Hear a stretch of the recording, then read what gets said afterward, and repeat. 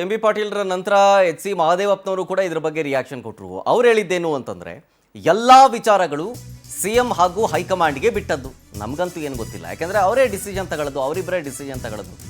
High command ಏನು ಹೇಳುತ್ತೆ, C M ಏನು ಹೇಳ್ತಾರೆ, ಇಬ್ಬರು ಚರ್ಚೆ ಮಾಡಿ ಡಿಸಿಷನ್ ತಗೋತಾರೆ ಅಂತಂದರು ಡಾಕ್ಟರ್ ಎಚ್ ಸಿ ಮಹದೇವಪ್ಪ. ಸಂಪುಟ ಪುನರ್ರಚನೆ ವಿಚಾರದ ಬಗ್ಗೆ ನಮಗಂತೂ ಏನೂ ಗೊತ್ತಿಲ್ಲ. ಈ ಬಗ್ಗೆ ಹೈಕಮಾಂಡ್ ನಾಯಕರು ತೀರ್ಮಾನ ಮಾಡ್ತಾರೆ. ಡಿ ಕೆ ಶಿವಕುಮಾರ್ ಅವರು ಯಾಕೆ ಡೆಲ್ಲಿಲಿ ಇದ್ದಾರೆ ಅನ್ನೋ ಮಾಹಿತಿ ಅಂತೂ ನಮಗೂ ಇಲ್ಲ. ನಾಯಕತ್ವ ಬದಲಾವಣೆಗೆ ಪಟ್ಟು ಹಿಡಿದಿರೋದು ಕೂಡ ನನಗೆ ಗೊತ್ತಿಲ್ಲ. ಅವರು ನಮ್ಮ ಪಕ್ಷದ ಅಧ್ಯಕ್ಷರು, ಡೆಲ್ಲಿಗೆ ಹೋಗೋದು ಬರೋದು ಅವರು ರೆಗ್ಯುಲರ್ ಆಗಿ ಮಾಡ್ತಾ ಇರ್ತಾರೆ, ಅದು ಸಾಮಾನ್ಯ. ಹೀಗಂತ ಅಂದ್ಕೊಂಡಿದ್ದೀವಿ. ಬಟ್ ಬೇರೆ ವಿಚಾರ ಅಂತೂ ನಮಗಂತೂ ಗೊತ್ತಿಲ್ಲ ಅಂತಂದ್ರು ಎಚ್ ಸಿ ಮಹದೇವಪ್ಪ. ಸಂಪುಟ ಪುನರ್ರಚನೆ ಆಗ್ತಾ ಇದೆ, ಅದಕ್ಕೆ ಒಪ್ಪಿಗೆ ಸಿಕ್ಕಿದೆ. ಈ 2.5 ವರ್ಷ ಅನ್ನೋ ಕಾರಣಕ್ಕಾಗಿ ಪುನರ್ರಚನೆ ಆಗಬೇಕು ಅಥವಾ ಸರ್ಕಾರಕ್ಕೆ ಒಂದು ಹೊಸ ಇದು ಏನೂ ನಮ್ಗೆ ಗೊತ್ತಿಲ್ಲ. ಅದು AICCಗೆ ಮತ್ತು ಅಧ್ಯಕ್ಷರಿಗೆ ಗೊತ್ತಿರೋ ವಿಷಯ. ಅವ್ರು ಕೂತ್ಕೊಂಡು ಏನು ಮಾಡಬೇಕು, ಏನು ಮಾಡಬಾರ್ದು, ಏನಾಗಬೇಕು, ಏನಾಗಬಾರ್ದು ಅವ್ರು ತೀರ್ಮಾನ ಮಾಡ್ತಾರೆ. ಮೊನ್ನೆ ಕೂಡ CM ಜೊತೆಗೆ ಹೋಗಿದ್ರಲ್ಲ ಸರ್?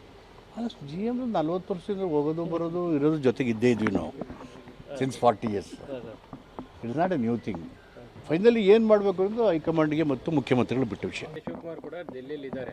ಕ್ಯಾಬಿನೆಟ್ ಪುನರ್ರಚನೆ ಬೇಡ, ನಾಯಕತ್ವ ಬದಲಾವಣೆ ವಿಚಾರಕ್ಕೆ ಅವ್ರು ಪಟ್ಟು ಹಿಡಿದು ಕೂತಿದ್ದಾರೆ. ಇದು ಯಾವುದೂ ನನಗೆ ಗೊತ್ತಿಲ್ಲ. ಡಿ ಕೆ ಶಿವಕುಮಾರ್ ನಮ್ಮ ಪಕ್ಷದ ಅಧ್ಯಕ್ಷರು. ಪಕ್ಷದ ಆಗುಹೋಗುಗಳ ಬಗ್ಗೆ, ಸರ್ಕಾರ ಚೆನ್ನಾಗಿ ನಡೆದ ಬಗ್ಗೆ, stable and able governance and ಗೌರ್ಮೆಂಟಿಗೆ ಎಲ್ರಿಗೂ ಕಾಳಜಿ ಇದೆ.